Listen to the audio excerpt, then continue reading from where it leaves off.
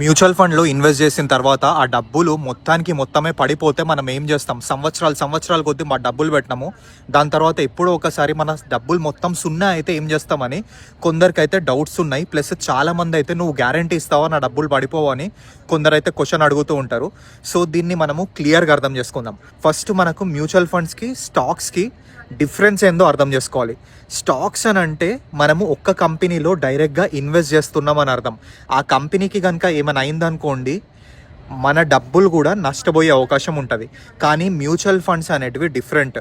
Mutual ఫండ్స్లో ఏమవుతుందంటే ఒక 50 కంపెనీలో, 100 కంపెనీలో, 250 కంపెనీలో లేదా 500 కంపెనీలో మ్యూచువల్ ఫండ్స్లో ఉంటాయి. ఇవి ఎలా పనిచేస్తాయనంటే, లెట్సే ఒక 100 కంపెనీలు ఉన్న మ్యూచువల్ ఫండ్లో పెట్టుకున్నాం అనుకోండి, ఓవర్ ద టైము ఒక 40-50 కంపెనీలు మొత్తమే పడిపోయినాయి అనుకుందాం.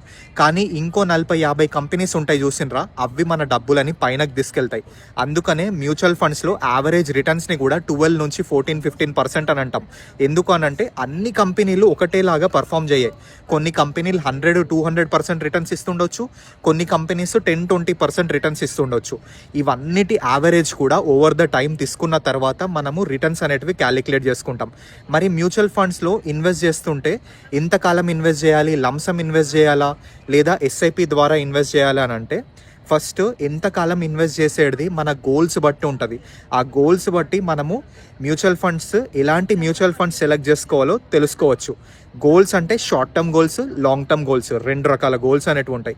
ప్లస్ ఒకటేసారి మొత్తం లంసమ్ ఇన్వెస్ట్ చేయాలా లేదా ఎస్ఐపి రూపంలో ప్రతి నెల ఇన్వెస్ట్ చేస్తూ ఉండాలి అని అంటే, ఒకటి మీరు గుర్తుపెట్టుకోండి, మీ దగ్గర ఎక్కువ డబ్బులు ఉన్నాయి, అది మీకు ఎక్కువ కాలం వరకు అవసరం లేదు అని అనుకుంటే అప్పుడు మీరు లంసమ్ ఇన్వెస్ట్మెంట్ అనేది చేసుకోవచ్చు. కానీ లంసమ్ ఇన్వెస్ట్ కంటే ఎక్కువ లాభం ఏదైనా ఉంది అని అంటే అది ఎస్ఐపిస్ మాత్రమే.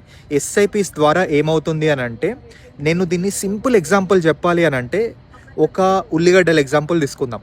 మనము ఉల్లిగడ్డలు 100 రూపాయలు ఉన్నప్పుడు కొంటాం, 80 రూపాయలు ఉన్నప్పుడు కొంటాం, 150 రూపాయలు ఉన్నప్పుడు కొంటాం, 50 రూపాయలు కూడా ఉన్నప్పుడు కొంటాం. సో ఇది మనము ఎస్ఐపి లాగా. ఎస్ఐపిలో కూడా మనకు మ్యూచువల్ ఫండ్స్లో నెట్ అసెట్ వాల్యూ అని ఉంటుంది.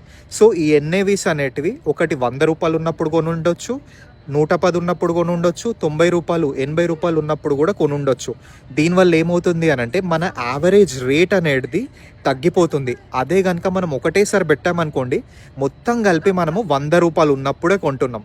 సో దీనివల్ల యావరేజ్ రేట్ అనేది కావాలి అని అనుకుంటే మాత్రము మనము ఎస్ఐపి చేసుకుందే బెటర్. ఇన్ఫర్మేషన్ వాల్యుబుల్ అనిపిస్తే మ్యూచువల్ ఫండ్స్ గురించి తెలియని వాళ్ళందరితో కూడా ఖచ్చితంగా షేర్ చేయండి.